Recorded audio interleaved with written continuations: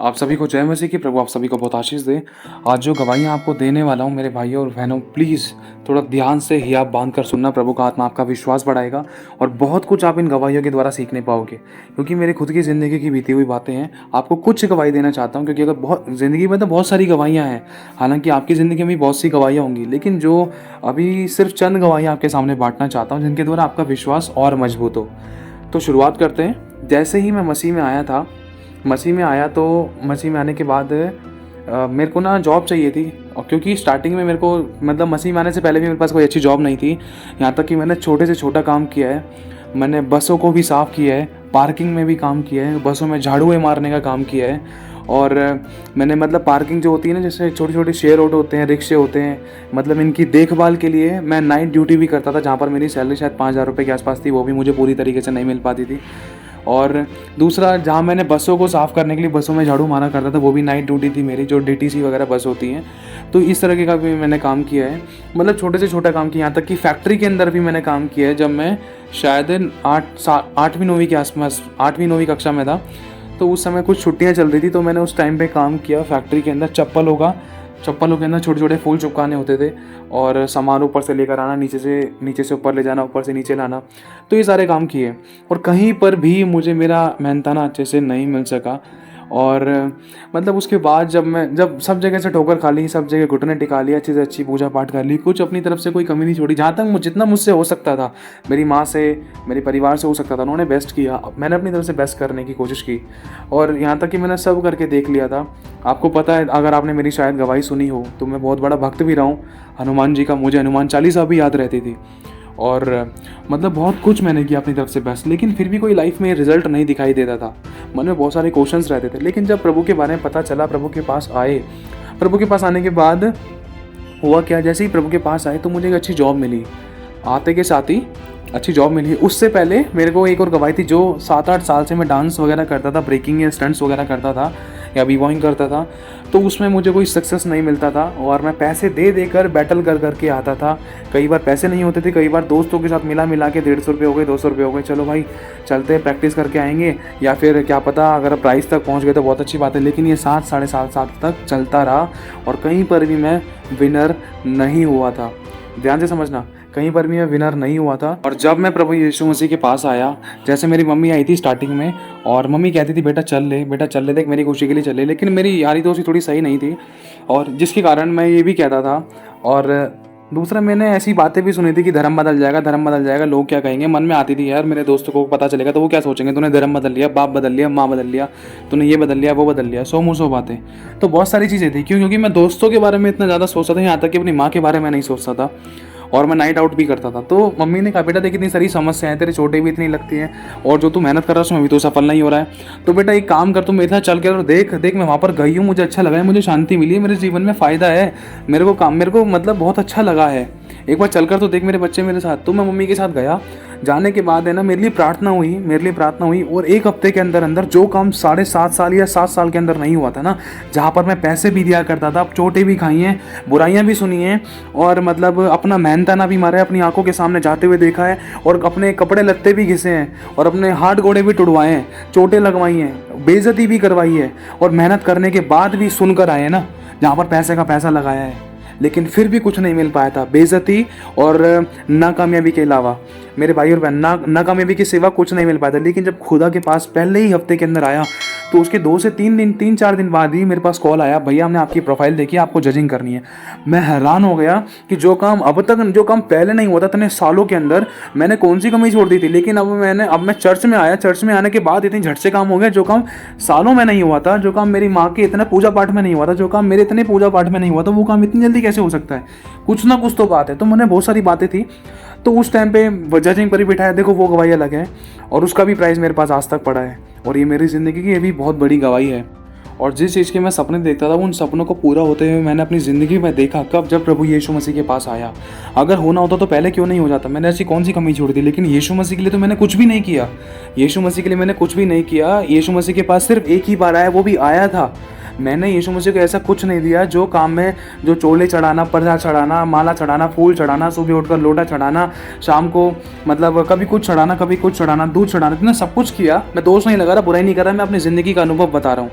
जो किया उसका मैंने अपनी लाइफ में अगर मैं जांचूँ तो उसका मैंने कितने प्रतिशत अच्छा रिजल्ट पाया वो मैं अपनी आत्मा में जानता हूँ। मैंने परकम्मा भी लगाया, मेरे हाथों में छाले पड़े हैं, लेकिन कुछ नहीं मिल पाया था।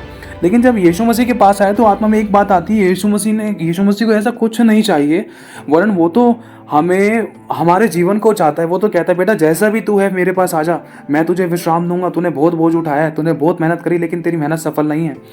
तो प्रभु ने काम किया, मैं प्रभु के पास आया, प्रभु ने मुझे ऊंचा उठाया, मेरा इज्जत मान सम्मान बढ़ाया। और उसके बाद भी मम्मी कहती थी बेटा तू दूसरा कोई अच्छा काम कर ले। मैंने कहा चल ठीक है मम्मी। और मुझे याद है वो टाइम भी शुरुआत में जब मसीह में आया था, और मसीह में आते के साथ ही मतलब मन में था कि चलो जॉब वॉब ढूंढने के लिए चलते हैं। इतना पक्का नहीं था, मसीह में लगभग मान लो कुछ ही दिन के लिए आया था मैं। और फिर उसके बाद उसमें भी मतलब कभी आया कभी गया, कभी आया कभी नहीं आया, ऐसे था। मम्मी वैसे आना शुरू कर दिया था मम्मी ने। तो मैं जॉब वॉब ढूंढने के लिए निकलता था, जॉब वॉब ढूंढने के लिए निकला, साइकिल थी मेरे पास, साइकिल पे जॉब वॉब ढूंढने के लिए निकला। और कभी कहाँ जॉब के लिए भी मेरी शर्ट फटी हुई थी। और जॉब के लिए जब मैं इंटरव्यू में बैठा था ना, सामने वाले HR ने, मालिक ने मेरे को हड़का दिया था। मालिक तक ने बोल दिया था कि ऐसे बाल रख कर आते हैं, ऐसे कपड़े पहन कर आते हैं इंटरव्यू देने के लिए। तो मैं मायूस होकर वहाँ से निकल गया था। मुझे वो दिन याद आता है ना, तो मैं सच में बहुत अजीब लगता है मेरे को। और सच में खुदा का आत्मा मुझे एहसास करा था, देख बेटा जिस जॉब के लिए तू तड़प रहा था ना, तुझे मैंने उससे बेस्ट जॉब दी है। मतलब खुदा के पास आया ना, खुदा के पास आने के बाद अभी लगभग मान लो पिछले ही साल नहीं, मतलब हाँ इसी साल में अभी 5-6 महीने पहले मुझे एक अच्छी जॉब का ऑफर मिला जो गवर्नमेंट थी, गवर्नमेंट जॉब की, जिसमें मान लो 25 से 30 हज़ार के आसपास सैलरी मिल सकती है, वरन उससे भी ज़्यादा बढ़कर, और अच्छे अवसरों के बीच में बैठना, और अच्छी जान पहचान, और वो भी अच्छी ड्रेस में, मतलब हेड स्टाफ में कह सकते हैं, या मतलब गवर्नमेंट तो जॉब थी लेकिन वर्दी के साथ, और एक अलग ही रॉप होता। और मेरा सपना भी था, मेरे मन में भी था, क्योंकि मैंने प्रभु में आने से पहले मैंने 5-5 किलोमीटर की दौड़ों के लिए बहुत प्रैक्टिस करी है, वर्दी के फार्म भरे हैं। कहने का मतलब मैंने पुलिस में भी बहुत करने की कोशिश करी, लेकिन नहीं हो पाया था। सब कुछ ट्राई करके देखा था। मेरे को वो दिन भी याद है कि मैं मतलब पापा के साथ गया था, वहाँ पर एक दौड़ थी, तो दौड़ के अंदर मैंने फॉर्म वगैरह भर दिया था। तो मेरे नाम था, तो मेरे नाम आया कि हाँ भाई दौड़ के लिए आपको इतने बजे आना है। तो वहाँ पहुँचा पापा के साथ में।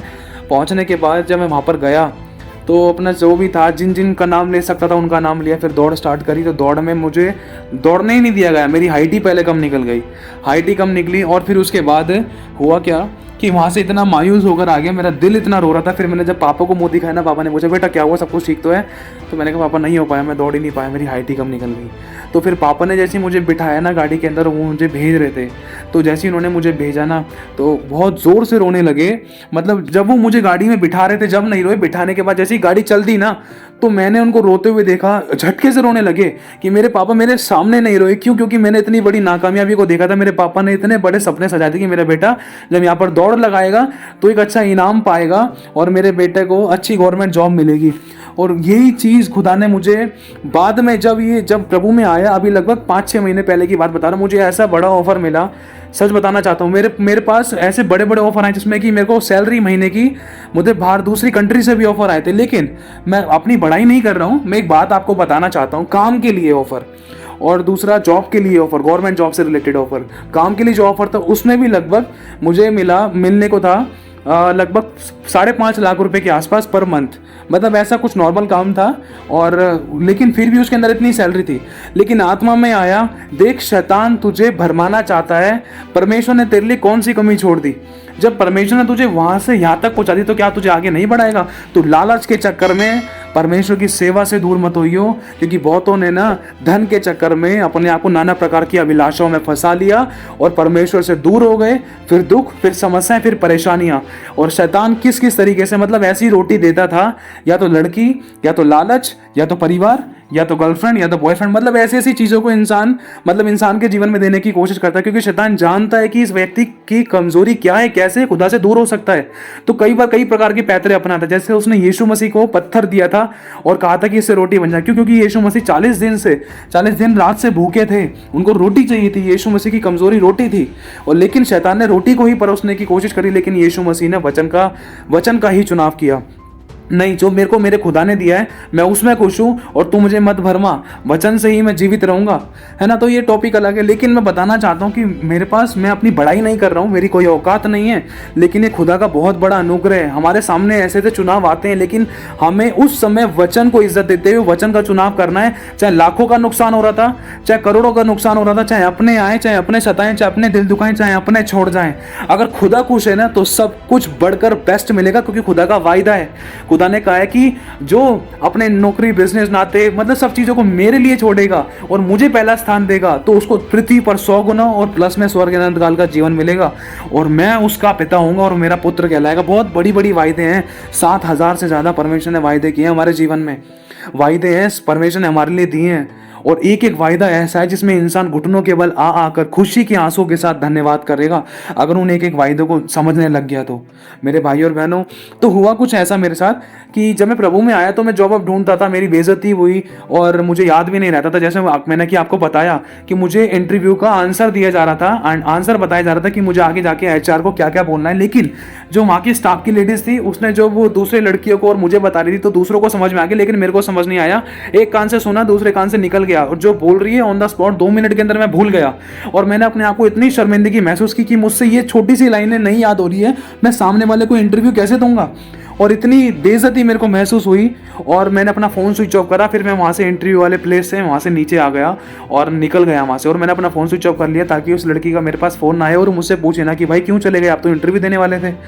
तो मतलब मैं इतनी बेइज्जती महसूस करता था क्योंकि मेरी याददाश्त चली गई थी। मेरे ना बहुत तेज़ की चोट लगी थी, मेरी घुटने की कटोरी का ऑपरेशन भी बोला था, और बहुत ज़्यादा कमज़ोर हो गई थी मेरी याददाश्त। मुझे 2 मिनट की बातें भी नहीं याद रहती थी, ये मेरी आंखों देखी बात है। मैं उस बात के लिए बहुत रोया था, मुझे वो मोमेंट भी याद है। और जैसे ही मैं प्रभु में बढ़ता गया, जब मैंने कंटिन्यूसली आना शुरू किया, प्रभु के वचनों को ग्रहण करना शुरू किया, उसके वचन के अनुसार चलना शुरू किया, वचनों ने मुझसे बात करना शुरू किया, प्रभु अपनी गवाहियों के द्वारा, वचनों के द्वारा बात करता रहा। जैसे जैसे संगति में ज़्यादा बढ़ता रहा, उतना ही ज़्यादा मैं मजबूत होता गया, उतना ही ज़्यादा मैं संभलता गया, उतना ही ज़्यादा प्रभु ने मुझे स्ट्रॉन्ग किया, आत्मा में, वचनों में, प्रकाशनों में, गुड़ गुड़ भेदों में, और समझने, समझाने में, संभलने और संभालने में, फिर दूसरों के लिए आशीष और उद्धार का कारण बनाना परमेश्वर ने शुरू किया।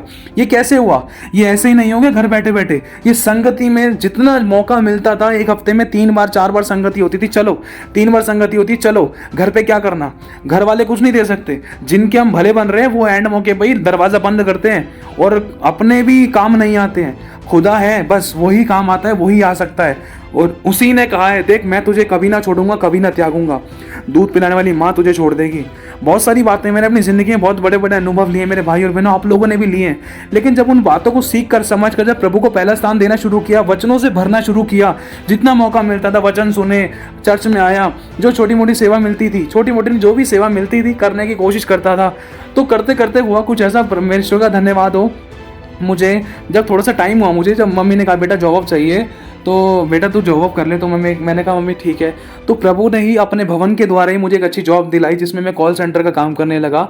कॉल सेंटर में अच्छा काम मिला मुझे, और वहाँ पर मैंने लगभग कई महीने काम किया, और परमेश्वर ने मुझे बहुत ऐसे ब्लेस भी किया, और अच्छी सैलरी लाई, चाहे भले ही 7 साढ़े 7 हज़ार थी, कोई बात नहीं, शुरुआत में था, लेकिन प्रभु ने मुझे एक अच्छी जॉब दी। मैं उसमें बहुत खुश हुआ कि हाँ, प्रभु से मैंने मांगा, प्रभु ने मुझे दिया। जो काम 7.5 साल 8 साल में नहीं हुआ, वो काम यहाँ पर हो रहा है। और प्रभु के पास आने के बाद मेरी ना तो सैलरी मार रहा कोई, ना कोई समस्या, मतलब जो चलो कोई नुकसान हुआ भी था, उस नुकसान की भी मेरे बाप ने भरपाई करके दी है। मैं सच बता रहा हूँ, आज ऐसा होता है मेरे साथ, हमारे साथ होता है, एक ही बार नहीं, मैं कह रहा हूँ बहुत बार हुआ है। उदाहरण के तौर पर, जैसे अगर मेरी वाइफ या मैं, अगर जैसे कभी दूध गर्म होता है घर के अंदर, अगर दूध भी निकल गया ना हमारी गलती के कारण, हमारी किसी मिस्टेक के कारण, देखो ये छोटी सी मिस्टेक भी ना नुकसान करा सकती थी। फिर हमने प्रभु से पूछा, प्रभु ये दूध क्यों निकला, ये नुकसान क्यों हुआ, किस गलती के कारण हुआ, प्रभु हमें क्षमा कर, जिस गलती के कारण हो हमें माफ़ करो, हमें गलती बता ताकि आगे से ना होने पाए। और प्रभु इस नुकसान की भरपाई करने के लिए धन्यवाद। मैं सच बता रहा हूँ मेरे भाई और बहनों, जाम से गलतियाँ हुई हैं, जहाँ जहाँ नुकसान हुआ, उसके बढ़कर परमेश्वर ने हमारे लिए भरपाइयाँ की हैं। वो सुनता है, वो 24 घंटे क्या, वो तुरंत उत्तर देता है। लेकिन हमारा रिश्ता प्रभु के साथ जितना अच्छा रहेगा उतना बेस्ट है। तो कुछ ऐसा हुआ कि जब मुझे जॉब मिली, और जॉब के लिए मेरे को ना कन्वेंस चाहिए होता था। तो कन्वेंस मतलब मेरे पास इतना नहीं होता था, मम्मी से मांगता था मैं, मम्मी देती थी मुझे लगभग शायद 25 या 30 रुपये के आसपास देती थी किराया, और घर से लगभग लगभग 8 किलोमीटर की दूरी पर, 8 साढ़े 8 किलोमीटर की दूरी पर हुआ करता था वो मेरे घर से, वो जॉब पे जहाँ पर मैं जाता था। तो कई एक मोमेंट की बात है, ऐसा होता था, मतलब एक नहीं कई बार मेरे साथ ऐसा हुआ था कि मन में एक चीज़ आती थी कि जब मेरे को प्रभु ने जॉब दी है तो मुझे प्रभु के भवन में क्यों नहीं जाना चाहिए, मुझे जॉब में ही नहीं चिपकना है। तो सुबह टाइम से निकलता था, निकलने के बाद कई बार अगर ज़्यादा जल्दी निकल गया तो चर्च में प्रार्थना करके, दरवाज़ा खोलकर प्रार्थना करके, अकेला मैं और प्रभु होते थे, प्रार्थना करके सीधा जल्दी से बस पकड़कर निकलता था मैं। और चर्च मतलब जाता था ना, चर्च से निकलने के बाद जब मैं जॉब के लिए जाता था बीच में, तो मैं प्रभु के गीत सुनते, आराधना सुनते, वचन सुनते हुए जाता था, ऑडियो बाइबल सुनते हुए जाता था। और जब मैं वहाँ पहुँचता था जॉब से आने के बाद, वहाँ से आने के बाद भी अगर कई बार सुबह नहीं जा पाया तो रात को तो मेरा पक्का था, जैसे ही जॉब से आता था ना मैं, तो जॉब से आते आते बस में बीच में रुकवा लिया करता था और एक दो स्टैंड पहले ही उतर जाता था, ताकि मैं अपने चर्च में पहुंचूं, चर्च में जाकर प्रभु से प्रार्थना करूं। चाहे 8 बज रहे, चाहे 8:30 बज रहे, चाहे 9 बज रहे, चाहे 9:30 बज रहे हैं, मैं चर्च में प्रार्थना करने के बाद अपने घर चर्च से फिर उसके बाद मैं फिर लगभग 1 किलोमीटर के आसपास थोड़ा पैदल चल के फिर आगे से गाड़ी पकड़ के फिर घर पहुँचता था मैं। ये मेरा हिसाब किताब था। लेकिन एक बार मेरे साथ ऐसा हुआ, प्रभु ने मुझे इस चीज़ के अंदर परखा कि बेटा देख, मैं तेरे परिश्रम को देख रहा हूँ, तू हर बार मेरे भवन में आ रहा है, चाहे तेरे पास 25 है, चाहे तेरे पास 30 रुपए हैं। और कई बार तो ऐसा भी हुआ शायद कि जब मैं परमेश्वर के भवन के पास उतरने के बाद शायद मेरे पास पैसे मतलब इतने नहीं होते थे कि मैं डायरेक्ट वहाँ से घर तक के लिए गाड़ी पकड़ लूँ। कई बार ऐसा हुआ, क्योंकि मेरे पास भी गिने चुने पैसे होते थे, वो घर की कंडीशन थोड़ी ख़राब थी, काम करने वाला मैं और पापा ही थे। पापा कभी चलता था, कभी नहीं चलता था। पापा ने भी 200 रुपये, 150 रुपये, 250 रुपये, 300 रुपये कमा ली तो कमा लिए। और उसके साथ साथ ये होता था कि जैसे मैं चर्च से निकलने के बाद जब मैं देखता था कि हाँ भाई थोड़ा सा दूर जाना है, जाने के बाद फिर वहाँ से आगे जाके शेयर ऑटो पकड़ा है, गाड़ी पकड़ी 5 रुपये 10 रुपये में, फिर वहाँ से फिर घर पहुँचता था। तो एक बार की बात है, ऐसा हुआ मैं घर से निकलने के बाद जब मैं जॉब पे गया, जॉब पे जाने के बाद है ना, मेरे पास पैसे कम थे, पता नहीं खो गए थे 5-10 रुपये, पता नहीं क्या गड़बड़ी थी, शायद कुछ पैसे कम पड़ गए थे। और बस मन में ये था कि अब मैं घर पे कैसे जाऊँगा। और सिचुएशन ऐसी हो गई थी, मेरे पास 1-2 रुपये की कमी के कारण है ना, मैंने 5 रुपये में मतलब बस में भी नहीं चढ़ पाया था। और मेरे मन में यही था 2-3 रुपये की कमी है, और मेरे को प्रभु ने सिखाया झूठ नहीं बोलना, धोखा नहीं देना, खुदा मनुष्य से बच जाएंगे, खुदा से नहीं बच सकते हैं। तो बस मन में एक चीज़ आई कि अब शायद हो सकता है कि क्या पता टेस्ट है क्या नहीं है, लेकिन बस मन में एक ही चीज़ आई थी, कान में लीड लगा और अपने फ़ोन में आराधना चालू कर, और इसी समय यहीं से दौड़ लगाना शुरू कर, सीधा चर्च पहुँच तू। तो उसी समय मेरे भाई और बहनों, मेरे घुटनों में दर्द हो गया था। लगभग 7.5-8 किलोमीटर की दौड़ परमेश्वर ने लगवाई और अपनी सामर्थ दी और अपना अभिषेक दिया, और दौड़ता गया। हल्का हल्का घुटनों में दर्द हुआ कि मैं घर पे भी लेट ना पहुंचूं, भवन में भी लेट ना पहुंचूं, और ज़्यादा रात तक भवन खोल भी नहीं सकते हैं। और क्योंकि अगर कोई थर्ड पर्सन पूछेगा जाने का तो 10 क्वेश्चन पूछ सकता है, और खुदा के नाम को खराब भी नहीं करना है। तो बस ये था कि टाइम से परमेश्वर के भवन में पहुंचो और टाइम से भवन से मैं घर पहुंच जाऊं, ताकि किसी को कोई डिस्टर्बेंस ना हो, कोई परेशानी उत्पन्न ना होने पाए। तो दौड़ लगा कर, पसीने में लथपथ, कान में लीड लगाकर, सड़कों से दौड़ लगाते जिस जगह से मतलब मैं बस से आता था, तो उसी जगह से आने की कोशिश करी। तो आया, दौड़ लगाते चर्च में पहुंचा, हालत बिल्कुल डाउन। फिर उसके बाद प्रार्थना करी और प्रभु ने उस फेथफुलनेस को देखा। और मतलब ऐसी कंडीशन हो गई थी कि मेरे पास 2 रुपये भी नहीं थे, 2-3 रुपये भी नहीं थे, जिससे कि थोड़ा सा और मिला के मैं 5 रुपये की बस पकड़ के वहाँ से अपना थोड़ा सा रास्ते को, डेस्टिनेशन को थोड़ा आसान कर लूँ।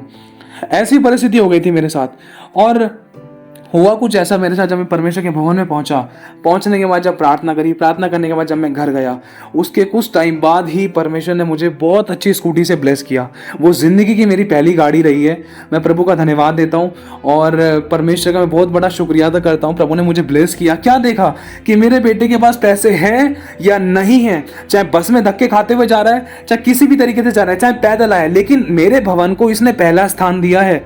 जब खुदा को हम पहले करते हैं ना, तो खुदा हमें सबसे पहले कर देता है। मेरे भाई और बहनों, खुदा ने मैं अच्छी गाड़ी से ब्लेस किया, और वो भी बहुत सस्ते में। लोग हैरान हो गए, इतने कम पैसों में इतनी अच्छी गाड़ी, इतनी अच्छी स्कूटी कहाँ से मिल सकती है। वो मेरे लिए बहुत बड़ी आशीष है मेरे प्रभु की दया से। मैं छोटी बड़ी नहीं, मैं तो उसके भी योग्य नहीं हूँ, साइकिल के भी योग्य नहीं हूँ मैं। तो परमेश्वर ने मुझे बहुत अच्छी स्कूटी से ब्लेस किया। और एक और गवाही देना चाहता हूँ, देखो परमेश्वर कर्जदार नहीं है। अगर आप प्रभु को समय दे रहे हो ना, तो वो समय का कई गुना मल्टीप्लाई करके आपको ब्लेस करेगा और समय पर मैं बरसाएगा आपके जीवन में, और आपको कभी भी दर दर की ठोकरें नहीं खाने देगा। समस्या आती है मसीह जीवन में, लेकिन प्रभु संभाल लेता है। और दूसरा, जैसे एक बार की बात है कि सिचुएशन कुछ ऐसी हो गई थी, मैं आपको शॉर्ट में बताना चाहता हूँ। ये स्कूटी जो प्रभु ने हमें ब्लेस की है, ये स्कूटी परमेश्वर ने लगभग 28 से 29 किलोमीटर चलाई है, समझ लो बिना पेट्रोल के। क्यों? क्योंकि चौक खींचने के बाद है ना, जब स्कूटी की चौक खींच देते, क्योंकि मेरे पास एक ऐसी कंडीशन हो गई थी ये शुरुआती महीनों में, जनवरी के आसपास, कि मेरे पास मतलब गिनती के कुछ ही पैसे पड़े थे, जिसमें मेरी वाइफ भी प्रेग्नेंट थी। यहाँ तक कि मेरे वाइफ को खिलाने के लिए भी मेरे पास कुछ अच्छे से पैसे नहीं थे, घर के अंदर सब्जी नहीं बन रही थी, तेल तक की एक बूंद नहीं थी अच्छे से, और सिर्फ रोटी बन सकती थी, गैस थी परमेश्वर के अनुग्रह से रोटी बन सकती थी, लेकिन किससे खाते? कुछ ऐसी कंडीशंस हो गई थी हमारी। देखो, परमेश्वर घटियों में रखता है। जब तक टेस्ट नहीं होगा, जब तक टेस्ट मनी नहीं बन सकती, जब तक परीक्षा नहीं होगी ना, जब तक उससे हम शिक्षा नहीं पा सकते, और उस शिक्षा को अगर पा लिया तो आगे बहुतों के लिए ना, बहुतों के आंसू को पोंछने वाले बन सकते हैं। अगर वो टेस्ट नहीं होता ना, तो आज आपको ये टेस्ट मनी नहीं मिल पाती। हमारे जीवन में वो परीक्षा हुई। एक समय ऐसा था कि मेरे पास 3 रुपए पड़े थे, मेरे पास खुले मेरे वॉलेट के अंदर 3 सिक्के पड़े थे 1-1 रुपए के, और मेरे पास ऑफरिंग के लिए भी पैसे नहीं थे। क्योंकि प्रभु ने सिखाया है कि जब तू देख वचन सुन रहा है, और देख मजदूर को उसकी मजदूरी मिलनी चाहिए। जैसे हम एक ढाबे से खाना खाते हैं तो ढाबे वाले को पैसे देते हैं, तो इसी तरीके से जब हम वचन की रोटी खाते हैं तो परमेश्वर ने सिखाया है कि हमें ईमानदार रहना है। अगर चलो हम धन से मदद नहीं कर पा रहे तो प्रार्थना से तो मदद कर सकते हैं, उनके लिए 2 आंसू बहा सकते हैं, 2 प्रार्थना कर सकते हैं, दिल से उनको आशीष बोल सकते हैं। वो परमेश्वर कंडीशन जानता है। लेकिन मन में ये था, प्रभु आज तो मेरे पास ऑफरिंग भी नहीं है, सिर्फ मेरे पास 3 रुपए हैं, और स्कूटी में पेट्रोल नहीं है, मेरी वाइफ भूखी है, और हम किस तरीके से गुजारा कर रहे हैं, कैसे हमारा खाना पीना हो रहा है। यहाँ तक कि डॉक्टर तक ने बोल दिया था कि तुम खा पी क्यों नहीं रहे हो, ये लो फ्रूट ले लो। मतलब परमेश्वर ने डॉक्टर के द्वारा भी मेरी वाइफ को फ्रूट दिलाया, और परमेश्वर ने इस बात को प्रकट किया, देख मैं अभी भी तेरे साथ हूँ। और मेरी वाइफ ने दवाई खाना बंद कर दिया था भूख के मारे, और मेरी वाइफ का फर्स्ट मंथ चल रहा था जब वो प्रेग्नेंट हुई थी। खुदा ने हमें ब्लेस किया और हमें गर्भ का फल दिया। लेकिन उस समय इतनी सामर्थ्य, इतनी खतरनाक परीक्षा होती थी प्रभु, ऐसे टाइम पे तो लेडीज को और अच्छे से खाना पीना चाहिए, कोई टेंशन और स्ट्रेस तो लेना ही नहीं चाहिए, और भरपूरी होनी चाहिए खाने पीने की, और रेस्ट चाहिए। लेकिन मेंटली रेस्ट तो उड़ चुका था। कभी मेरी वाइफ रोती थी तो मैं चुप कराता था, कभी मैं रोता था तो वो मुझे चुप कराती थी। प्रभु हमें दोनों को चुप कराता था।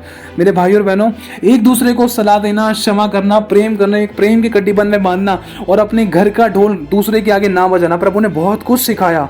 और प्रभु ने कहा, देख किसी की ओर मत ताकियो। और परमेश्वर का आत्मा हमसे लगातार बात भी करता रहा। परिस्थिति ऐसी हुई, प्रभु का आत्मा हमसे बात भी करता रहा, और प्रभु ने किसी के हाथ भी नहीं फैलाने दिए। यहाँ तक कि मेरे पास पूरा 100% मौका था। क्यों? क्योंकि मेरे जीजा जी के पैसे कुछ मेरे पास मेरे मतलब अकाउंट में पड़े रहते थे, वो मेरे पास कुछ कुछ जमा कराते थे। तो उन्होंने मेरे से कहा भी था, कभी बेटा तेरे को चाहिए ना तो ले लिया, कोई दिक्कत वाली बात नहीं है। उन्होंने मुझे पूरा इस चीज़ को ऑफर दिया था। लेकिन खुदा ने सिखाया कि अगर देख तो उससे छुपा लेगा, लेकिन मुझसे नहीं छुपा सकता है। क्योंकि मेरे मन में आया था कि मैं कुछ यूज़ कर लेता हूँ, पैसे आते के साथ ही मैं इसमें डाल दूंगा। तो कुछ ऐसी परिस्थितियां हुई थी, परमेश्वर ने हर चीज को लेकर हमें सिखाया कि नहीं बेटा, नहीं ऐसे नहीं करना। मेरी ओर ताक, श्रापित है वो मनुष्य जो मनुष्य की ओर ताकता है, जो संसार की ओर ताकता है, लेकिन धन्य है वे मनुष्य जिसका आधार यहोवा है। क्योंकि जितनों ने मेरी ओर दृष्टि की उनके मुंह कभी काले नहीं होने पाए, और वो कभी लज्जित नहीं हुए। तो खुदा ने हमारी गवाही को खराब होने से बचाया। परीक्षा हुई लेकिन प्रभु ने संभाला। और उस समय स्कूटी की हालत भी खराब हो चुकी थी, और स्कूटी के अंदर पेट्रोल भी कम था। धीरे धीरे करके पेट्रोल भी खत्म, और यहाँ तक कि चौक खींचनी पड़ी मुझे। चौक खींचने के बाद भी स्कूटी को परमेश्वर ने 29 किलोमीटर से 28 से 29 किलोमीटर चलाई। नामुमकिन था। परमेश्वर ने नामुमकिन को मुमकिन करके दिखाया, अपनी सामर्थ्य को प्रकट किया, अपने आश्चर्य कर्मों को प्रकट किया। यहाँ तक कि मेरे पास इतने पैसे नहीं थे कि मैं स्कूटी में पेट्रोल भरवा लूँ। लगभग मेरे पास मान लो, क्योंकि स्कूटी एक बार ख़राब भी हो गई थी, उस समय घटी का टाइम था, उस समय ख़राब भी हो गई थी, और 100 रुपये के आसपास उसमें स्कूटी के बाल वगैरह में पता नहीं कुछ चेंज करने में लगे थे। और मतलब उसके बाद भी मेरे पास लगभग कुछ ही पैसे पड़े थे। यहाँ तक कि मेरी कंडीशन ऐसी भी हुई थी एक बार, जिसमें मेरे और मेरी वाइफ के अकाउंट में लगभग मान लो 8-10 रुपये के आसपास, या कुछ 2-4 रुपये के आसपास थे, चारों अकाउंट में। और उसके बाद मेरे पास लास्ट में कितने बचे थे, मैं अपना सच्चाई बता रहा हूँ मेरे भाई और बहनों, खुदा जानता है। मेरे पास लास्ट में 3 रुपये बचे थे, वो भी 1-1 के 3 सिक्के। ऐसी भी कंडीशन हमारी हुई थी। मैं किसी से संपत्ति घेर नहीं करना चाहता हूँ, लेकिन मेरे कहने का मतलब ये है कि खुदा ने हर पल हर क्षण हमें संभाला, गवाही खराब होने से बचाया। अगर ये वाली गवाही आपको नहीं बताई जाए तो आप समझोगे कैसे कि खुदावन कैसी कैसी परिस्थितियों में हमें संभाल लेता है। वो हमें दूसरों की ओर ताकने नहीं देता है। अगर हम अगर मजबूत विश्वास के साथ उसकी ओर ताकते हैं और उस पर भरोसा रखते हैं और उसी में लौलीन रहते हैं और उसी के अनुसार चलते हैं और उसी के साथ साथ मतलब वचन का सही अंगीकार करते हैं, तो प्रभु काम भी करता है। क्योंकि मेरे भाई और बहनों, वचन में लिखा है कि जिस समय तूने मुझे पुकारा उसी समय मैंने तेरी सुन ली। कई कई बार ऐसा हो सकता है कि खुदावंद आपकी घटी के समय, परेशानी, दुख और तकलीफ या फिर कलेशों के समय ऐसा हो सकता है कि खुदा नहीं सुन रहा है आपकी, या लोग नहीं सुन रहे हैं, कोई नहीं सुन रहा है, कोई मदद नहीं कर रहा है, कोई हेल्पिंग हैंड नहीं है आपके पास जिस पर भरोसा रखिया, उसने भी आपने उसकी तरफ से भी धोखा मिला, उसने भी आपको छोड़ दिया। लेकिन ऐसे टाइम पर भी अगर आपको लग रहा है कि कोई आपकी मदद सहायता नहीं कर रहा, लेकिन ऐसे टाइम पर खुदावन साथ है। ध्यान रखना, परमेश्वर दाऊद के साथ जब भी था जब वो शेर और भालू से लड़ा था, परमेश्वर दाऊद के साथ जब भी था जब दाऊद गोलियत के सामने खड़ा था, परमेश्वर दाऊद शिमशोन के साथ भी था जब शिमशोन ने हजारों को मारा था, परमेश्वर अपने अभिषिक्तों के साथ हर पल हर क्षण रहा है, परमेश्वर यूसुफ के साथ भी था कई साल तक, चाहे भले ही वो जेल में बंद था, लेकिन फिर भी यूसुफ ने परमेश्वर की निंदा और बुराई नहीं की थी। यूसुफ दीन और नम्र बना रहा। जैसे कि आप लोगों को पता है कि जैसे कि आपको मालूम है, शाऊल जिसको परमेश्वर ने पौलुस बनाया था, जिसको चुन लिया था, अब पौलुस और सिलास ये दोनों बंदी गृह में थे। उस समय इतना इनको बहुत कुछ गंदी तरीके से मारा था और बहुत गंदी तरीके से इनके साथ बर्ताव किए गए थे, और यहाँ तक कि इनके हाथ पैरों को भी बांध दिया था। उस समय भी खुदा ने इनको नहीं छोड़ा था। लेकिन उस समय इन्होंने क्या किया? उस समय इन्होंने दूसरों की जी हुजूरी नहीं की, उस समय इन्होंने मनुष्य के साथ गलत व्यवहार नहीं किया, उस समय इन्होंने अपने आप को सही नहीं ठहराया। उस समय पौलुस और सिलास ने, यहाँ तक कि प्रभु यीशु मसीह ने भी, जब उन पर सही होने के बाद भी दुख आया, कलेश आई, समस्याएं आई, तो उन्होंने क्या किया? अपने आप को सच्चे न्याय के हाथों में सौंपा और दुख के समय में प्रार्थना की और प्रार्थना की। और मेरे भाई और बहनों, अगर आप पौलुस और सिलास के बारे में जानोगे ना, जब उनको बंदी गृह में बंद कर दिया था, उनके हाथ पांव जकड़ दिए थे बेड़ियों से, तो उस समय उन्होंने प्रार्थना और आराधना की, परमेश्वर की महिमा की और आनंदित हुए। तो लिखा है उसी समय उनके बंधन टूट गए और वहाँ पर बहुत ज़ोर से भूकंप आया और परमेश्वर ने अपनी सामर्थ को वहाँ प्रकट किया कि जिस समय तूने मुझे पुकारा उसी समय मैंने तेरी सुन ली। बात सारी ये है कि हम किसको पुकारते हैं। हाँ, परिस्थिति ऐसी आती है कि कई कई बार हमारा विश्वास डगमगा जाता था कि हाँ भाई, परमेश्वर से हम कई कई बार मनुष्य के बारे में सोचते हैं, अब पता नहीं परमेश्वर हमारे विश्वास को देख रहा है नहीं देख रहा, पता नहीं परमेश्वर हमारी प्रार्थना को सुन रहा है नहीं सुन रहा, डॉक्टर तो कह रहा है भाई ऑपरेशन से ही होगा, अब पता नहीं ऑपरेशन से भी सही होगा नहीं होगा, प्रभु कुछ कर। कई कई बार हमारा विश्वास डॉक्टर पे आता है, हाँ डॉक्टर साहब आप ऑपरेशन कर दो, मुझे नहीं पता कि प्रार्थना से पथरी गायब होगी या नहीं होगी, आप ऑपरेशन कर दो। कई कई चीज़ों पर हमारा विश्वास कई कई बार डावल डोल होता है, समझ सकते हैं इस बात को। लेकिन खुदा कहता है जो अंत तक धीरज धरे रहेगा उद्धार उसी का होगा, वही छुटकारा पाएगा और उसी के जीवन में मेरे भाई और बहनों परमेश्वर अपनी सामर्थ को प्रकट करेगा। लेकिन हमें आखिरी सांस तक विश्वास योग्य रहना है। तो बात सारी है, जब मेरे पास आखिरी में 3 सिक्के बचे थे, एक एक के 3 रुपये, मेरा वॉलेट भी खाली हो चुका था, तो वो 3 रुपये थे और स्कूटी में पेट्रोल नहीं था, लेकिन फिर भी परमेश्वर अपनी सामर्थ्य से स्कूटी को चला रहा था। ये मेरी खुद की गवाही है, ये मेरी खुद की गवाही है। हेलमेट लगाकर मैं पेट्रोल पंप के आमने सामने से निकलता था और आंखों में आंसू होते थे कि मैं आते टाइम भरवाऊंगा, लेकिन फिर भी नहीं मिलते थे पैसे, फिर भी नहीं आती थी, फिर भी मेरा अकाउंट बैंक बैलेंस नहीं बढ़ता था, फिर भी कहीं से कोई रास्ता नहीं मिल पा रहा था। जाते टाइम रोता था, आते टाइम रोता था, हेलमेट लगाकर रोता था। मुझे वो दिन याद है मेरे भाई और बहनों, इसलिए मैं आपको बताना चाहता हूँ कि चाहे आपकी परिस्थिति कैसी भी है, बस चुप्पी लगाकर उस खुदा के सामने गिड़गिड़ाइए, उस खुदा के सामने रोइए, उस खुदा से मांगिए। चाहे भले ही आप उससे प्रार्थना कर रहे हो, लेकिन धीरज भी धरिए। लिखा है कि जो योजनाएं मैंने तेरे लिए बनाई हैं वो हानि के लिए नहीं है वरन तेरी लाभ के लिए है, और मैं तेरे लाभ के लिए तुझे शिक्षा देता हूं, जिस मार्ग में तुझे चलना है उसमें मैं तुझे लेकर चलता हूं। परमेश्वर आपको और मुझे सिखाता है, लेकर चलता है। क्यों? क्योंकि जब हमारे जीवन में अगर टेस्ट नहीं होगा तो टेस्ट मनी नहीं बन सकती है। जब तक परिस्थिति डावल डोल नहीं होती है ना, जब तक गवाही नहीं बनती है। अगर हम कभी किसी को गवाही दें तो अपने जीवन की क्या गवाही देंगे? जब हमने कोई टेस्ट ही नहीं किया है, तो टेस्ट में कोई पास ही नहीं हुए तो किस बात की गवाही देंगे? क्या हम दूसरों की गवाही देते हुए फिरें? परमेश्वर चाहता है कि मेरे हर एक बच्चे के पास अपनी खुद की सामर्थ्य गवाही हो, ताकि हम कभी अपनी गवाही किसी अन्य जाति व्यक्ति को बांटे तो वो हमारी गवाही सुनकर ही आ जाए, हाँ भाई देख प्रभु ने इसके जीवन में इतना बड़ा चमत्कार किया तो हमारे जीवन में भी कर सकता है। तो मेरे भाई और बहनों, गवाही के लिए चाहे भले ही लगता है, हाँ पिसना पड़ता है। मसीह जीवन आसान नहीं है लेकिन मुश्किल भी नहीं है। खुदावंद कहता है देख ढांढस बांध, क्योंकि मैंने संसार को जीत लिया है। खुदा ने भूखे मरने नहीं दिया, रहे लेकिन उसने जान नहीं ली हमारी। आज अगर उस समय अगर हम स्थिर नहीं रहते, अगर उस समय खुदा को छोड़ देते, अगर उस समय किसी मनुष्य की ओर ताकते ना, तो आज परमेश्वर की भरपूरी को कभी नहीं देख पाते, कभी जिंदगी में नहीं देख पाते। शायद हो सकता है कि हम खुदा से दूर चले जाते या मनुष्य से उधार ले लेकर और कर्जे में दब जाते, या दुष्ट आत्माओं को मौका देते, शैतान को मौका देते, खुदा के वचन को जानने के बाद भी पाप में या बुराई में, झूठ चुगली निंदा में, काम में हाथ मिलाते। यही होता है, इसके अलावा कोई और रास्ता होता ही नहीं। क्यों? क्योंकि एक झूठ को छुपाने के लिए 1000 झूठ बोलने पड़ सकते हैं। और इसी कारण परमेश्वर मतलब प्रभु चाहता है कि मेरे बच्चे कभी झूठ ना बोले, कोई भी ऐसा काम ना करे जिससे कि मनुष्य खुदा से दूर हो। इसीलिए मेरे भाई और बहनों, अगर हम प्रभु से प्रार्थना करते भी हैं या किसी भी प्रकार की कोई भी ऐसी सिचुएशन है, समस्या है, परेशानी है या परीक्षा है, तो बस हियाव बांधना है और धीरज धरना है। प्रभु बेस्ट करेगा। प्रभु श्रापों को आशीष में बदलने वाला परमेश्वर है। प्रभु बुराई को भलाई में बदलने वाला परमेश्वर है। प्रभु नाउमीदी में उम्मीद का परमेश्वर है। मनुष्य कहते हैं, चाहे 100 की 100 मनुष्य कह रहे हैं कि कुछ नहीं हो सकता, लेकिन मेरे भाई और बहनों, परमेश्वर के पास उस समय भी हजारों योजनाएं और सारी की सारी कामयाब है। उसकी एक भी योजना असफल नहीं हो सकती। इस बात का ध्यान रखना। मनुष्य की असफल हो सकती है, मनुष्य की हजारों योजना बेकार हो सकती है, खराब हो सकती है या घिस-पिट सकती है, या योजना ऐसी हो सकती है मनुष्य की जिसमें वो खुद अपना ही घात करा ले, लेकिन खुदा की योजना कभी बेकार और खराब और गलत नहीं हो सकती। परमेश्वर की जो योजना है, क्योंकि लिखा है, जो योजनाएं मैंने तेरे लिए बनाई हैं वो तेरे हानि के लिए नहीं है वरन तेरे लाभ के लिए है, और अंत में मैं तेरी आशाओं को पूरा करूंगा। तो मेरे भाई और बहनों, प्रभु चाहता है कि हमारा विश्वास मजबूत हो। तो एक ऐसी परिस्थिति भी मेरे साथ रही थी कि जिसमें मेरे पास सिर्फ 3 रुपए थे, के 3 सिक्के थे, स्कूटी में पेट्रोल नहीं था, मेरी पत्नी भूखी और घर के अंदर खाने पीने के लिए कुछ नहीं। देखो, मैंने आपको बताया, शायद इससे पहले वाली एक गवाही दी होगी शॉर्ट में मैंने, कि मैंने छोटे से छोटा काम करने की कोशिश की है। यहाँ तक कि मैंने कूड़ा भी बीना है। जब मैं छठी सातवीं कक्षा में था, कूड़ा भी बीना है। चोरियां भी मैंने की थी, छोटी छोटी चोरियां की थी। बताओ, छोटी से बड़ी होने में टाइम नहीं लगता। हाँ, चोरी तो चोरी होती है, चोरियां भी मैंने की। हाँ, कुछ बड़ी चोरियां भी की है अपने घर में और दूसरी बाहर की जगह पर भी। लेकिन प्रभु ने उन सब चीज़ों से मुझे आज़ाद किया। क्यों? क्योंकि दुष्ट आत्माएं काम करती थी। और मतलब मैंने छोटे से छोटा काम किया, फैक्ट्री में भी काम किया, पार्किंगों के अंदर सोया हूँ, गाड़ियों की देखभाल की है, रखवाली की है, रात रात तक अपनी नींदें खराब की हैं, बड़ी बड़ी फैक्ट्रियों में भी काम किया है। और मेरे भाई और बहनों, मतलब मैंने बसों के अंदर भी काम किया, छोटे से छोटा काम किया। लेकिन मेरे को मेरा मेहनताना वो खुदा जानता है कितना मेरे को मिला है, कितना नहीं मिला। और खुदा ने आज मेरे हाथ के कामों को सफल किया। क्यों?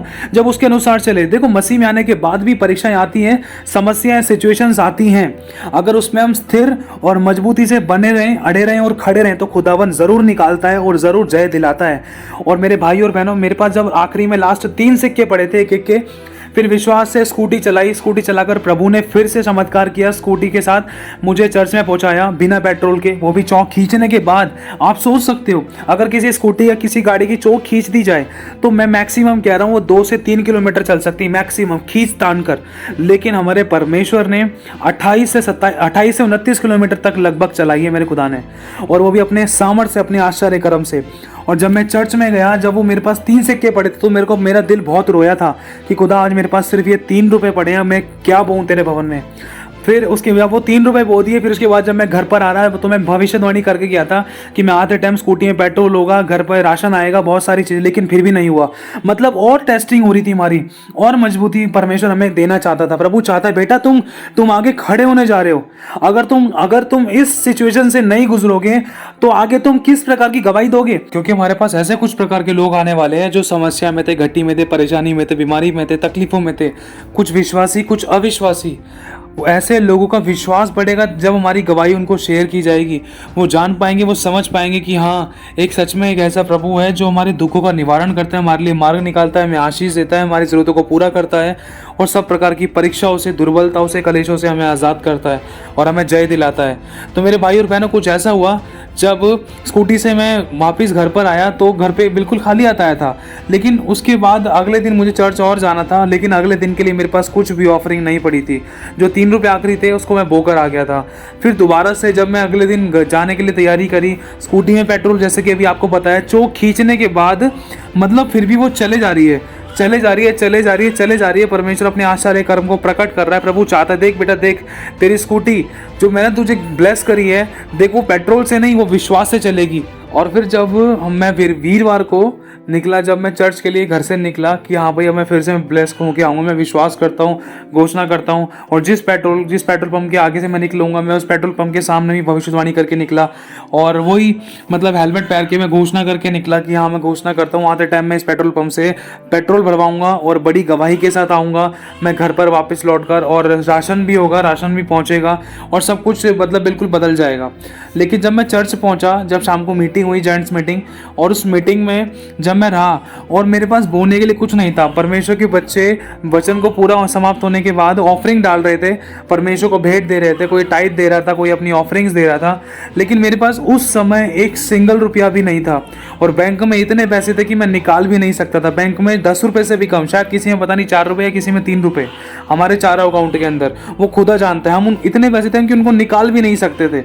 और फिर उसके साथ साथ जब भवन में होने का समय आया तो मेरे पास एक सिंगल रुपया नहीं था और मेरी आंखों में आंसू थे। मैंने बस एक बात बोली, प्रभु देख आज मेरे पास कुछ नहीं है, देख तू मुझे ग्रहण कर, आज मैं जैसा भी हूं ना प्रभु तू मुझे ग्रहण कर, और मेरे पास आज कुछ भी नहीं है, देख मैं तो आज नहीं दे सका, और प्रभु मेरा विश्वास बड़ा मजबूत कर। आंसुओं के साथ प्रभु के सामने समर्पित हुआ, अपने आप को समर्पित करा, बोला प्रभु देख मैं जैसा भी, तू मुझे ग्रहण कर, मेरे पापों को क्षमा कर। यदि हमारी किसी गलती के कारण ये सिचुएशन हुई है या ये परीक्षा हो रही थी तो प्रभु हमारे उन सभी पापों को क्षमा कर, हमारा निकास कर और हमें आगे बढ़ा, हमें जय दिला, हमारी समस्याओं पर हमें जय पाने का अधिकार दे, अनुग्रह दे प्रभु परमेश्वर मुझे। तो बस आंसुओं के साथ साथ रोते रोते लोग मतलब भेंट जब दी जा रही थी तो वहाँ पर बस मन में एक यही चीज़ थी कि प्रभु तू मुझे ग्रहण कर, मैं जैसा भी प्रभु तू मुझे ग्रहण कर। और रोते रोते फिर उसके बाद फिर मैं चर्च से निकलने के बाद मेरे भाई और बहनों सच बताना चाहता हूँ, उसके लगभग 1 से 2 दिन के आसपास, लगभग 2-3 दिन के आसपास ही परमेश्वर ने मतलब बहुत बड़ा आश्चर्य कर्म किया। मतलब जिस दिन मैं प्रभु को बोलकर आया था, प्रभु मेरे पास अब कुछ भी नहीं है, अब जो 3 रुपये थे वो मैं कल पहुँच चुका हूँ तेरे भवन में, आज मेरे पास कुछ भी नहीं है, आज तू मुझे ग्रहण कर। फिर उसके बाद में जब घर पे जा रहा तो घर पे जाते जाते बीच में जब पेट्रोल पंप्स आते हैं उस समय भी मेरे पास कोई ऐसी गवाही नहीं मिल पाई थी। मैं फिर से खाली हाथ पहुंचा। फिर से मैं और मेरी वाइफ बहुत मतलब इस चीज़ को लेकर बहुत सोचते थे कि अब क्या होगा, कैसे खाना पीना होगा, लेकिन प्रभु ने फिर भी हमें संभाला। लेकिन शैतान इस बात में हमें हरा नहीं पाया, गिरा नहीं पाया, क्योंकि खुदा ने भी हमारा हाथ पकड़ रखा था, वो संभाल रहा था हर सिचुएशन, हर एक परिस्थिति में वो हमें संभाल रहा था, हमारी रक्षा कर रहा था और हमें हर प्रकार की दुख तकलीफों से, परेशानियों से हमें संभाल कर अपने गोद में लेकर चला फिरा कर रहा था। मेरे भाई और बहन सच्चाई है। और उसने हमें ढांढस दिया, हियाब दिया और उसने हमें सिखाया भी, देख जिस मार्ग में मैं तुझे लेकर चलता हूँ, जिस मार्ग में मैं तुझे शिक्षा दे रहा हूँ, मैं तेरे संग और साथ चलूंगा और तेरे आगे के चलकर मैं तेरी अगुवाई करूंगा। और प्रभु ने अगुवाई करी और प्रभु ने किसी के आगे हाथ भी नहीं फैलाने दिया। और उसके 2-3 दिन बाद ही, लगभग उसके आसपास ही, परमेश्वर ने हमारे जीवन में इतनी बड़ी बड़ी ब्लेसिंग्स को खोला। और जिस दिन ये सब परीक्षा समाप्त हुई ना, उसी रात को प्रभु की आत्मा ने बात कर ली कि मतलब परीक्षा तुम्हारी क्लियर हो चुकी है, समाप्त हो चुकी है। वचन के साथ साथ परमेश्वर का आत्मा रोजाना बातें कर रहा था। जहां हम कमजोर पड़ रहे थे, जहां हम दुख और टेंशन और चिंता में मतलब बढ़ते जा रहे थे ना, उस समय प्रभु का आत्मा में बात कर रहा था, देख मैं तुम्हें खरा बनाना चाहता हूं, मैं तुम्हें मजबूत बनाना चाहता हूं, क्योंकि जब लोग तुम्हारे पास आएंगे ना तो तुम्हारी गवाहियों के द्वारा वो लोग, उनका विश्वास वो मुझ में बने रहे, वो मुझे छोड़कर ना जाए, उनको शैतान फटकने ना पाए, वो जानने पाए कि हाँ जब प्रभु ने तुम लोगों को उठाया तो वो हमें भी उठाएंगे।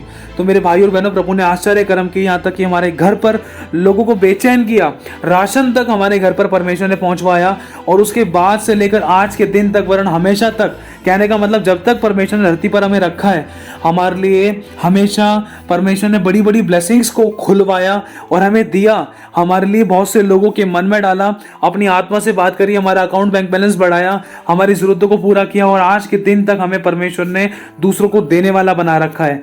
और आज तक परमेश्वर ने किसी भली वस्तु की कोई घटी नहीं होती, बस मन में सोचते हैं, प्रभु किसी दूसरे व्यक्ति के मन में डाल देता है और वो बनाकर, या उसके मन में डालने के बाद, या परमेश्वर वो कहीं ना कहीं से खरीद कर, या परमेश्वर किसी न किसी थर्ड पर्सन के द्वारा किसी न किसी तरीके से हमारे तक वो खाने पीने की चीज़ या ओढ़ने पहनने की चीज़ हमारे तक पहुंचा देता है।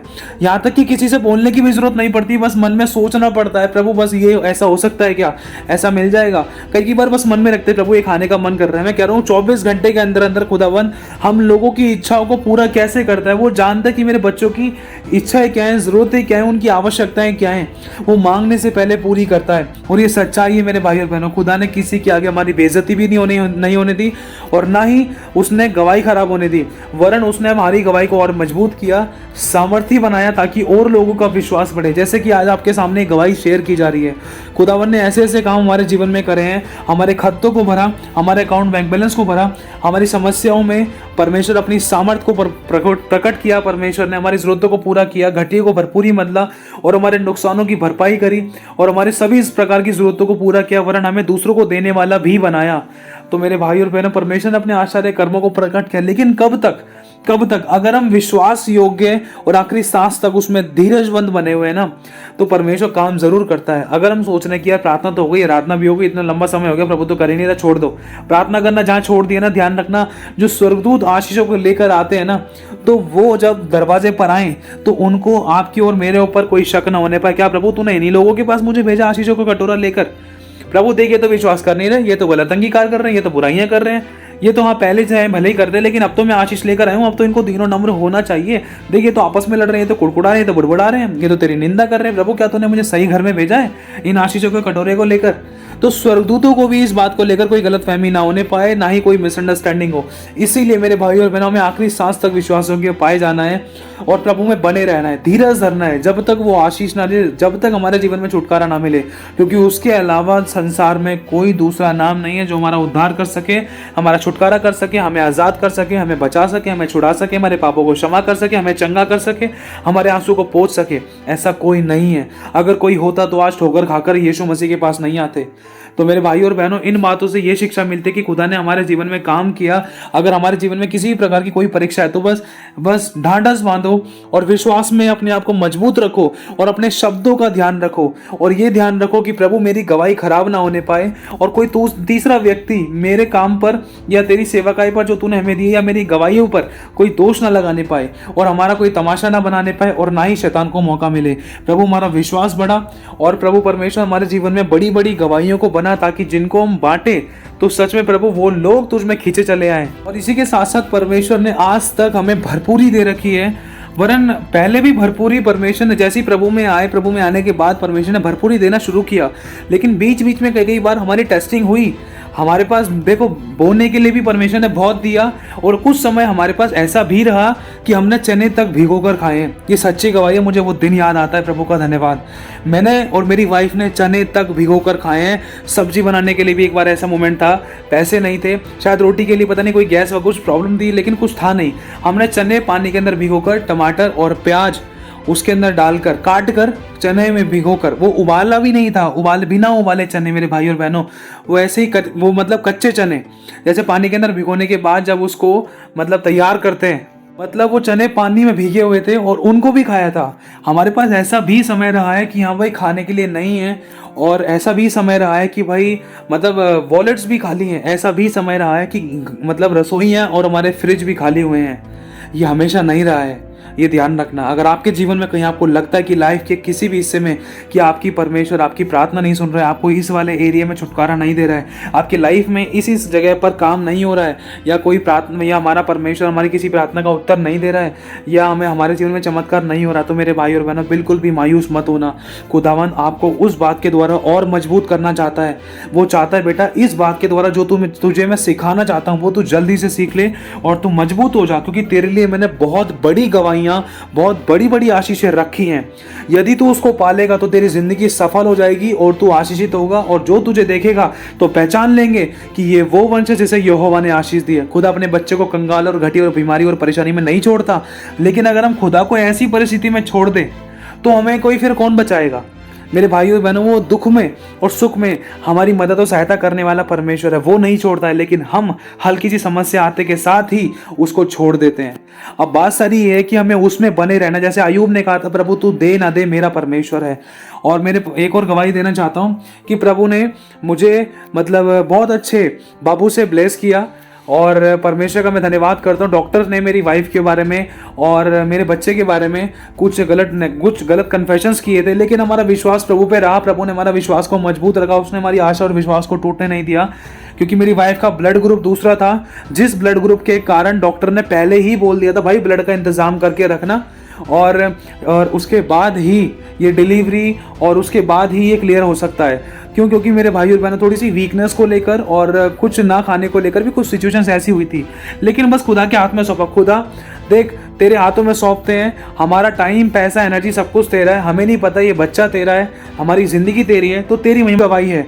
और जिस ब्लड ग्रुप को लेकर, वो ब्लड ग्रुप था RH नेगेटिव, ये बहुत ही रेयर लोगों का होता है, और परमेश्वर ने इस बात को प्रकट भी किया। देख बेटा, तुम है ना बहुत स्पेशल हो, जो ब्लड ग्रुप स्पेशल है ना, परमेश्वर अपनी महिमा को प्रकट करना चाहता था। डॉक्टर ने चाहे कुछ भी बोल दिया, रिपोर्ट्स में था कि ऑपरेशन करके बच्चे को जल्द से जल्द निकालना होगा, क्योंकि बच्चे की जो माँ की गर्भ की जो थैली होती है जिसमें बच्चा होता है, उसमें पानी की कमी थी। पानी की कमी के कारण डॉक्टर ने साफ बोल दिया था ऑपरेशन करना पड़ सकता है, जल्द से जल्द इसका अल्ट्रासाउंड कराओ। अल्ट्रासाउंड कराया, अल्ट्रासाउंड में भी रिपोर्ट गलत आई थी, लेकिन उसके बाद उसके लगभग 24 घंटे के अंदर अंदर शायद दूसरा अल्ट्रासाउंड कराया, उसी के अंदर परमेश्वर ने आश्चर्य कर्म को प्रकट किया, और डॉक्टर ने खुद बोल दिया ठीक है, ऐसी कोई प्रॉब्लम नहीं है। और मेरे भाई और बहनों, परमेश्वर ने आश्चर्य कर्म किए। सिचुएशन आई, शैतान ने डराने की कोशिश करी, लेकिन जय किसने दिलाई? जय हमारे प्रभु ने दिलाई। हमारा विश्वास मजबूत किया, और मेरी बच्ची की मतलब बिल्कुल नॉर्मल और सेफ डिलीवरी कराई, वो भी पेनलेस। परमेश्वर ने आश्चर्य कर्म को प्रकट किया, और डॉक्टरों ने साफ बोल दिया था कि भाई ये डिलीवरी यहाँ नहीं हो सकती, हम इसको रेफर कर रहे हैं। क्यों? क्योंकि ब्लड ग्रुप के कारण। और दूसरा, सिचुएशन कुछ और हो गई थी, बिल्कुल क्रिटिकल हो चुकी थी। और इसी क्रिटिकल सिचुएशन के रिगार्डिंग परमेश्वर ने एक केस दिखाया था, जिसमें एक लेडीज थी, और उस लेडीज को मतलब पेन छिड़े थे। पेन छिड़ने के बाद वो उसको हॉस्पिटल में लाया गया। हॉस्पिटल में लाने के बाद कुछ ऐसा हुआ, डॉक्टरों ने उसको एक मतलब कुछ दवाई दे दी कि अभी तुम्हारा टाइम नहीं हुआ है, और इस दवाई को खाओ, जब दर्द होगा तो इस दवाई को खा लेना। और फिर उसके बाद वो दवाई दे दी उन्होंने, डॉक्टर ने उस लेडीज़ को, और वो लेडीज़ घर पे चली गई। जब वो घर पे गई, घर पे जाने के बाद उस लेडीज़ के बच्चा हो गया, घर पे बच्चा हो गया। और बच्चा होने के बाद मतलब जब उसको दोबारा से हॉस्पिटल लाया गया तो माँ ख़त्म हो गई, माँ नहीं रही। और सेम यही सिचुएशन मेरी पत्नी के साथ थी। परमेश्वर ने खुली आंखों से इस बात को दिखाया था मेरे सामने। मेरे भाई और बहनों, बॉडी को पैक किया था, मेरे सामने बॉडी को ले जा रहे थे, मेरे सामने उसके परिवार वाले रो रहे थे, मेरे सामने उस छोटा सा फूल सा बच्चा जिसने अपनी माँ को नहीं देखा, जिसने अपनी माँ का भी दूध नहीं पिया, मेरे सामने उसको दिखाया, मेरे सामने उसको गोदी में लेकर जा रहे थे, उनके परिवार वाले रो रहे थे। परमेश्वर ने बिल्कुल सेम यही सिचुएशन दिखाई। देख, ये बातें किसी की बुराई करने के लिए, किसी की कमी निकालने के लिए या किसी पर दोष लगाने के लिए नहीं कही जा रही, लेकिन ये इस बात के लिए कही जा रही है कि परमेश्वर अपने चाहने वालों को यूं ही नींद प्रदान करता है, अपने लोगों पर अनुग्रह करता है, जिन्होंने उस पर विश्वास किया, जिन्होंने उसको ग्रहण किया, जो उसके अनुसार चलने के लिए ठानते हैं। दुख और समस्याएं तो आती है, लेकिन उसको लांग कर निकल जाती है, क्योंकि खुदा का वचन कहता है कि शैतान आएगा तो एक द्वार से, लेकिन जाएगा 7 द्वारों से। मेरे भाई और बहनों, खुदा पर विश्वास करने के कारण खुदा ने हमें इतना बड़ा अनुग्रह दिया। क्योंकि मेरी वाइफ के साथ ही सेम इसी प्रकार की सिचुएशन थी। क्या कि जब मेरी वाइफ को लेकर गए हॉस्पिटल में, उसको कई घंटे वहाँ पर बैठने और दिखाने के बाद रिपोर्ट्स वगैरह देखकर डॉक्टर ने कहीं और रेफर कर दिया और कहा जब ये दर्द छिड़ेंगे ना, जब दर्द ज़्यादा होंगे तो आप ये गोली खा लेना। सेम वही सिचुएशन। और मेरी वाइफ को लेकर घर पर भेज दिया, और घर पर लाने के बाद जब और हालत ज़्यादा ख़राब हो गई और मैं डर गया, और मेरे मन में बार बार वही ख्याल था, लेकिन खुदा ने अपने वचन के द्वारा संभाल रखा था कि मैं तेरे साथ हूँ, मत डर, इधर उधर मत ताक, मैं तेरा परमेश्वर हूँ, मैं तुझे दृढ़ करूंगा और अपने धैर्यमय दाहिने हाथ से संभाले रहूंगा। मतलब जब सिचुएशन में पहले ही देख चुका था, वो चीज़ मेरे मन में बार बार मतलब इस चीज़ को लेकर डर सा लग रहा था, प्रभु अब क्या होगा। अब तो मैं घर पर लेकर आ गया, अब हॉस्पिटल भी इतना दूर, अब कैसे ले जाया जा सकता, मुझे नहीं पता कि कब डिलीवरी होगी कब नहीं, लेकिन प्रभु माँ और बच्चे सही सलामत सुरक्षित रहे। और डॉक्टरों ने ऐसे ऐसे शब्द बोल दिए थे, तो बहुत सारी चीज़ों को लेकर डर था मन के अंदर। लेकिन परमेश्वर ने अद्भुत योजना बनाई, क्योंकि लिखा है ना, देख जो योजना मैंने तेरे लिए बनाई है वो हानि के लिए नहीं वरन तेरे लाभ के लिए है, और अंत में मैं तेरी आशाओं को पूरा करूंगा।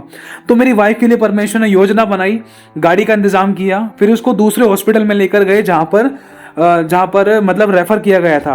उस हॉस्पिटल में पहुंचने से पहले ही मेरे परमेश्वर ने मेरी वाइफ की डिलीवरी गाड़ी के अंदर करा दी, और गाड़ी में कोई भी नहीं था, यहाँ तक कि ड्राइवर भी बाहर निकल चुका था। ड्राइवर भी इस चीज़ को लेकर बहुत परेशान हो गया था, अरे ऐसे कैसे हो गए मेरी गाड़ी के अंदर। और मेरी मम्मी बहुत डर सी गई थी, गाड़ी के अंदर ऐसे ऐसे क्या हो रहा है, और वो बाहर की तरफ मतलब हॉस्पिटल वगैरह में थोड़ा सा मतलब अरेंजमेंट करने में थोड़ा सा बिजी थे, क्योंकि मेरी वाइफ गाड़ी के अंदर लेटी हुई थी और बच्चा उसका गाड़ी के अंदर ही, मतलब परमेश्वर ने खुद अपनी आत्मा के द्वारा अपनी सामर्थ्य से मेरी वाइफ को हिम्मत और हियाब दिया। वो उस समय अकेली नहीं थी, चाहे भले ही मैं भी थोड़ा हबड़ तबड़ में इधर उधर घूम रहा था, क्योंकि मुझे कुछ भी समझ नहीं आ रहा था ऐसी कंडीशन में प्रभु क्या करा जाए। क्योंकि बस मन में यह था कि माँ और बच्चा सही सलामत सुरक्षित रहे, और कैसी कंडीशन में क्या करना चाहिए, क्योंकि मेरे साथ भी पहला एक्सपीरियंस था। तो थोड़ा मैं भी इस चीज़ को लेकर हड़बड़ा सा गया था, और मैं भी थोड़ा सोच रहा था कि अब क्या करना चाहिए, कहाँ जाना चाहिए। फिर मैं भी इधर उधर लगा पड़ा स्ट्रक्चर वगैरह को लेकर बातचीत करने के लिए, डॉक्टर्स को लेकर किधर से किधर जाना चाहिए, कैसे जाना चाहिए, क्या करना चाहिए, कैसे बुलाएं, क्या करना चाहिए। तो इन चीज़ों में मैं थोड़ा सा हड़बड़ा सा गया था, लेकिन खुदा का आत्मा मेरी वाइफ के साथ, मतलब प्रभु के साथ, मेरा प्रभु का आत्मा मेरी वाइफ के साथ रहा और अच्छे से नॉर्मल और अच्छे से सेफ डिलीवरी कराई मेरे परमेश्वर ने। और अगर मेरी वाइफ, और परमेश्वर ने इस बात को प्रकट किया, देख मेरी बात ध्यान से सुन, इसकी डिलीवरी गाड़ी के अंदर कराना जरूरी था। क्यों? अगर गाड़ी के अंदर नहीं होती ना तो किसी ना किसी की जान को खतरा हो सकता था, कुछ भी हो सकता था। क्यों? क्योंकि जिस हॉस्पिटल में हम लेकर गए, जिस हॉस्पिटल में हम जा रहे थे ना, उस हॉस्पिटल के गेट पर ही, मतलब मेरी वाइफ को बाबू हो गया था, गेट पर ही, वो भी गाड़ी के अंदर ही। और जिस हॉस्पिटल में लेकर जा रहे थे, अगर वो हॉस्पिटल के जो डॉक्टर्स, अगर उनके पास अगर ऐसी नॉर्मल कंडीशन में ही ले जाकर दिखाते ना बिना बच्चे के हुए, तो वो डॉक्टर या तो रेफर कहीं और कर देते, या तो वो डॉक्टर वापस घर भेज सकते थे, या तो वो डॉक्टर एडमिट नहीं करते। क्यों? क्योंकि कुछ ऐसी कंडीशंस थी, क्योंकि रिपोर्ट्स हमारी कुछ और बता रही थी, कहाँ की कहाँ रिपोर्ट, सॉरी कहाँ का कहाँ ट्रांसफर, कहाँ का कहाँ ट्रांसफर, कहाँ का कहाँ ट्रांसफर। और ऐसे में कंडीशन और ज्यादा बिगड़ सकती थी। गाड़ी का इंतजाम कैसे होता है इमरजेंसी में, सड़क पर बच्चा नहीं हो सकता। खुदा जानता है इनकी अंडरस्टैंडिंग कितनी है, डॉक्टर क्या करेंगे, इसीलिए खुदा ने मतलब हॉस्पिटल के गेट पर ही हमें मतलब बहुत ऐसे ब्लेस किया। मेरी बच्ची को, मतलब मेरी पत्नी को, मतलब वो नॉर्मल और सेफ डिलीवरी मेरे प्रभु ने करवाई। और डॉक्टरों ने देखा इस चीज़ को, डॉक्टरों ने वहाँ पर फिर अच्छे से एडमिट भी कर लिया। और क्यों? क्योंकि कंडीशन ऐसी थी, इसको घर भी नहीं भेज सकते थे, दूसरी जगह ट्रांसफ़र भी नहीं कर सकते थे। और खुदा ने ऐसी योजना बनाई कि हमें ना तो इधर उधर धक्के खाने पड़े, ना तो माँ को खतरा हुआ, ना बच्चे को खतरा हुआ, और बिल्कुल नॉर्मल और सेफ हो भी गया। और कोई ब्लड की जरूरत नहीं पड़ी, चाहे RS नेगेटिव था, चाहे किसी प्रकार का कोई ब्लड ग्रुप था, और ना ही किसी प्रकार की कोई ऑपरेशन की जरूरत पड़ी। बिल्कुल नॉर्मल और सेफ, वो भी पेनलेस डिलीवरी से ब्लेस किया। और वहाँ के लोग हैरान हो गए और आश्चर्य कर्म हुए। लोगों ने भी इस बात की गवाही दी। और मेरे भाई और बहनों, परमेश्वर अपने आश्चर्य कर्म को प्रकट करके इस बात को पक्का प्रमाण किया, देख मैं तेरे साथ हूं, देख तेरी माँ को भी, तेरे बच्चे को भी, और तेरी पत्नी को भी, और तुझे भी, देख मैंने कैसे संभाल कर रखा है इस पूरे प्रेगनेंसी टाइम में। चाहे शुरुआत में घटी थी, लोग कह रहे थे बच्चा कमजोर है, डॉक्टर ने कहा था बच्चा कमजोर है, ऐसा हो गया है, वैसा हो गया है, सौ बातें, लेकिन खुदा क्या कह रहा है, हमें उसके वचन की ओर देखना है। हाँ, समझ सकते हैं इस बात को कि हमारा विश्वास कई बार डगमगा जाता है, लेकिन हमें अपना विश्वास कमजोर करके उसको तोड़ना नहीं है, खुदा पर से विश्वास हटाना नहीं है। मेरे भाई और बहनों, प्रभु चाहता है, प्रभु को एक बार मजबूत करता है, बेटा थोड़ा सा और विश्वास, थोड़ा सा और विश्वास, थोड़ा सा और मजबूती दिखा, थोड़ा सा और सह ले, थोड़ा सा और मजबूत हो जा, क्योंकि मैं तुझे जीवन का मुकुट दूंगा, क्योंकि तू परीक्षा में स्थिर रहा है। तो मेरे भाई और बहनों, इन गवाही से हमें ये आशीष मिलती है कि हमें आखिरी सांस तक प्रभु में विश्वास योग्य रहना है। प्रभु मार्ग जरूर निकालेगा, क्योंकि वचन कहता है उसका कि जिस समय तूने मुझे पुकारा उसी समय मैंने तेरी सुन ली। और दूसरी बात लिखा है कि जब उसके लोगों ने उसको पुकारा, उसकी दुहाई दी, तो वो स्वर्ग को झुकाकर उतर आया। और आज परमेश्वर के अनुग्रह सब कुछ ठीक है, सब कुछ ब्लेसेड है। और परमेश्वर ने बड़ी बड़ी गवाहियाँ बनाई हैं और आज भी बनाता है, आज तक बनाई है, वरन आज आगे भी बनाता रहेगा। आप लोगों के जीवनों में भी बस हमें बने रहना है, मतलब चाहे गिरते पड़ते बस उसका पल्लू पकड़ कर रखना है। चाहे हम गिर भी गए लेकिन पड़े नहीं रहे, क्योंकि उसने हमें उठा लिया। और आज तक खुदा ने हमें बोने वाला बनाया है। और आज तक हमारे खत्ते परमेश्वर ने ऐसे भरे कि हमें बढ़िया से बढ़िया चीज़ें पन्नी में बांध कर फेंकनी पड़ती है, कई बार फ्रिज में रखे रखे सड़ जाती है। मतलब ये भरपूरी को परमेश्वर ने दिखाया। देख तुम इतना खा भी नहीं पा रहे, तुम्हारा फ्रिज इतना भरा हुआ है, तुम्हारे खत्ते इतने भरे हुए हैं, खत्तों में इतना सारा सामान रखा हुआ है कि तुम्हें बांध कर सफाई करने के लिए फेंकना पड़ता है कि कीड़े वीड़े ना लग जाएं। सोचो मेरे भाई और बहनों, खुदावंद ने भरपूरी को दिखाया है। खुदा प्रकट करता है, देख तेरे पास इतनी भरपूरी की पड़े पड़े चीज़ें सड़ रही हैं, महंगी से महंगी चीज़ें बेकार हो रही हैं, और मतलब बढ़िया से बढ़िया चीज़ें तुम्हारे घर में से कैसे निकल रही थी, खत्म हो रही थी, मतलब खराब हो रही थी। परमेश्वर ने इस चीज़ को दिखाया और परमेश्वर ने कोई घटी भी नहीं होने दी। आज तक हमारे खत्तों को भरपूरी से भरकर रखा है, दूसरों को देने वाला भी बनाया, हमारी ज़रूरतें भी पूरी की हैं, और हर बात ने हमें अपने डर से, अपने सब प्रकार के अनुग्रह से हमें भरा भी है। ये परमेश्वर की सबसे बड़ी महिमा है। इस गवाही के द्वारा सारी महिमा हमारे प्रभु यीशु मसीह परमेश्वर उद्धारकर्ता को मिले। प्रभु का धन्यवाद। प्रभु आप सभी को आशीष दे, आप सभी को जय मसीह की।